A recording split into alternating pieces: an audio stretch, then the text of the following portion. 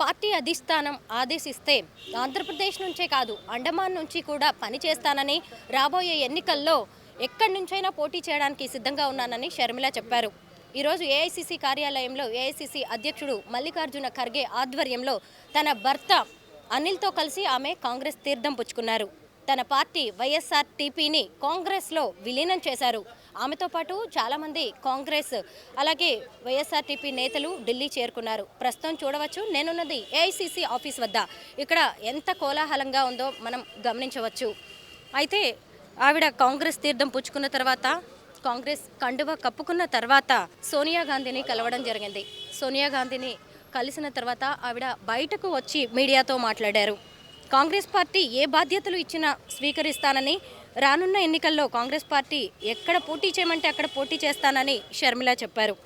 విలీనం సందర్భంగా ఏ ఒప్పందం జరగలేదని, గౌరవంగా పార్టీని విలీనం చేయాలని ఆహ్వానించారని చెప్పుకొచ్చారు. పార్టీలో తనకు ఏ బాధ్యత ఇస్తారనేది మరికొద్ది రోజుల్లో తెలుస్తుందని చెప్పారు. రాహుల్ గాంధీని ప్రధానిగా చేయడం అనేది రాజశేఖర రెడ్డి కళ అని, రాహుల్ గాంధీని ప్రధానిని చేయడం కోసం పార్టీలో చేరానని, అందుకోసం పనిచేస్తానని షర్మిల అన్నారు. రాజన్న రాజ్యం దేశమంతటా వస్తే సంతోషమే కదా అని షర్మిల సంతోషం వ్యక్తం చేశారు. అయితే అంతకుముందు కాంగ్రెస్ కండువా కప్పుకున్న తర్వాత కూడా ఆమె మీడియాను ఉద్దేశించి, పార్టీ శ్రేణులను ఉద్దేశించి మాట్లాడడం అనేది జరిగింది. రాజశేఖర్ రెడ్డి కాంగ్రెస్లో గొప్ప నేత అని, ఆయన ఎప్పుడూ కాంగ్రెస్ పార్టీ కోసం అహర్నిశలు శ్రమించారని చెప్పుకొచ్చారు. కాంగ్రెస్ పార్టీ దేశంలోనే అతిపెద్ద సెక్యులర్ పార్టీ అని ఆమె అభిప్రాయపడ్డారు. మణిపూర్లో చర్చిలను కూల్చివేయడం అనేది ఒక క్రిస్టియన్గా తనను ఎంతో బాధించిందని, అదే సెక్యులర్ ప్రభుత్వం కేంద్రంలో అధికారంలో ఉంటే ఇలాంటి దాడులు, ఇలాంటి బాధాకరమైన అంశాలు, ఘటనలు జరగవని ఆమె అభిప్రాయపడ్డారు. భారత్ జోడో యాత్ర రాహుల్ గాంధీపై నమ్మకాన్ని ప్రజలందరిలో పెంచిందని షర్మిల సంతోషం వ్యక్తం చేశారు. కేసీఆర్ వ్యతిరేక ఓటు చీలకూడదన్న ఉద్దేశంతోనే కాంగ్రెస్కి మద్దతు ప్రకటించి పోటీ చేయలేదని చెప్పారు. రాహుల్ గాంధీని ప్రధానిగా చూడాలన్న తన తండ్రి ఆశయం కోసం పనిచేస్తానని షర్మిల అన్నారు. సోనియా గాంధీ గారిని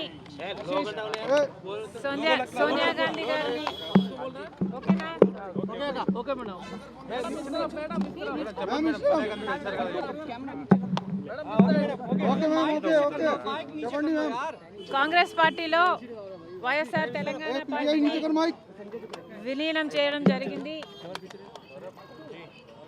ఆ వెంటనే సోనియా గాంధీ గారిని కలవడం జరిగింది.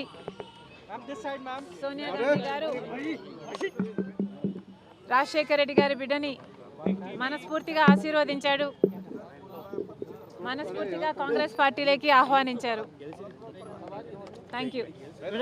ఎలాంటి బాధ్యతలు నెరవేరుతాయి, ఎలా ఉండబోతుంది రోలు? అన్నీ 1-2 రోజుల్లో తెలుస్తాయమ్మా.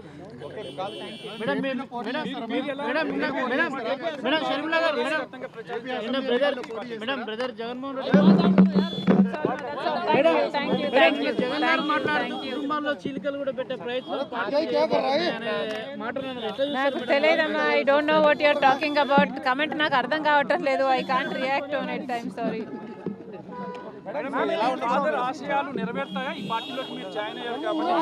రాజశేఖర్ రెడ్డి గారి ఆశయాలను నెరవేర్చడానికి రాహుల్ గాంధీ గారి ప్రధానమంత్రిని చేసుకుంటేనే మన దేశానికి మంచిదని మనస్ఫూర్తిగా విశ్వసిస్తూ ఈరోజు కాంగ్రెస్ పార్టీలో చేరడం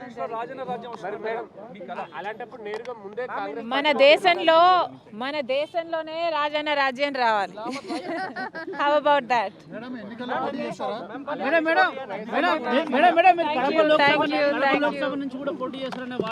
ఇంకా ఏది నిర్ణయించలేదు. కాంగ్రెస్ పార్టీ ఆదేశం మేరకు పనిచేస్తాం. కాంగ్రెస్ పార్టీ ఇంకా ఏమీ నిర్ణయించలేదు. 2 రోజులు ఓపిక పడితే I'm sure everything will be clear. అయితే షర్మిల మొదటి నుంచి కూడా రాజన్న బిడ్డనని, పాలేరు ఆడబిడ్డనని, తెలంగాణ ఆడబిడ్డనని చెప్పుకుంటూ వైఎస్ఆర్టీపీని ప్రారంభించడం అనేది జరిగింది. అలాగే తెలంగాణలో ఆమె పాదయాత్ర చేశారు. తెలంగాణ ప్రజల మనసు దోచుకోవడానికి కూడా ఎంతో ప్రయత్నించారు. అయితే అసెంబ్లీ ఎన్నికల సమయానికి వచ్చేసరికి ఆమె సెంటిమెంట్ పేరు చెప్పి ఎన్నికల బరి నుంచి తప్పుకోవడం అనేది జరిగింది.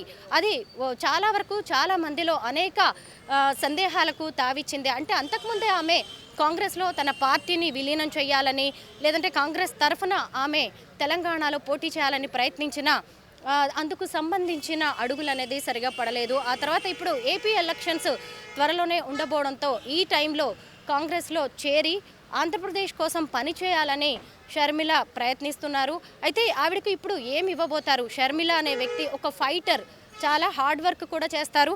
ఒకప్పుడు వైఎస్ఆర్సీపీని స్థాపించినప్పుడు జగన్మోహన్ రెడ్డికి ఆమె వెన్నుదన్నుగా నిలిచారు.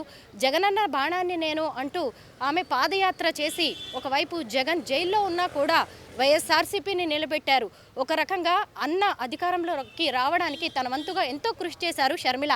ఆమె పోరాట పటిమని ఎవరు కూడా తక్కువగా అంచనా వేయడం అనేది జరగదు. ఆ తర్వాత ఫ్యామిలీలో వచ్చిన కుటుంబ విభేదాలు కావచ్చు, లేదంటే రాజకీయ అంశాలు కావచ్చు, అన్న చెల్లెళ్ల మధ్య గ్యాప్ పెరగడంతో తనకంటూ ఒక పార్టీ ఉండాలి అని చెప్పి షర్మిల వైఎస్ఆర్ తెలంగాణ పార్టీని స్థాపించి తెలంగాణలో అధికారంలోకి రావడానికి అని అధికారంలో ఉన్న కేసీఆర్ ప్రభుత్వాన్ని తప్పుపడుతూ ఆమె తన వంతుగా ఎంతో కృషి చేశారు. ఆమె పోరాట పటిమని, ఆమెలో ఉండే ఒక జీల్ని, ఆశయాన్ని చూసి చాలామంది వేరువేరు పార్టీల నుంచి కూడా వచ్చి వైఎస్ఆర్టీపీలో చేరారు. అయితే ఆమె అడుగులు ఎన్నికల వైపు వెళ్ళలేదు. ఇప్పుడు ఆంధ్రప్రదేశ్లో ఉన్న చాలామంది శ్రేణులు కూడా ఆమె వైపు ఆశగా చూస్తున్నట్టుగా కనిపిస్తుంది. అయితే ఇప్పుడు అంత ఫైటర్ అయిన షర్మిల లాంటి వ్యక్తికి ఆంధ్రప్రదేశ్ కాంగ్రెస్లో ఏం పదవి ఇస్తారనేది ఇప్పుడు చర్చనీయాంశంగా మారింది.